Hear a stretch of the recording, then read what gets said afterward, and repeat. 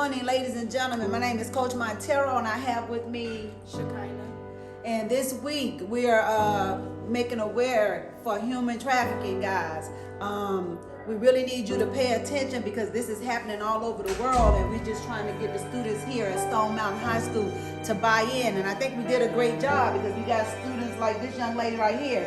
Not a number, stop human trafficking. We got students here with blackout. They got all black on because we didn't have the t-shirts to give them. But they're doing an awesome, amazing job. We got our staff on board. We got our teachers on board. Guys, we need to know, we need to let our kids know that human trafficking is real. It's right next door and they need to be aware. So what we need to do for now? Stop. Thank you. You have an awesome, amazing day. Go Pirates. Good morning, ladies and gentlemen. My name is Coach Monteiro, and I have with me Shekinah. and this week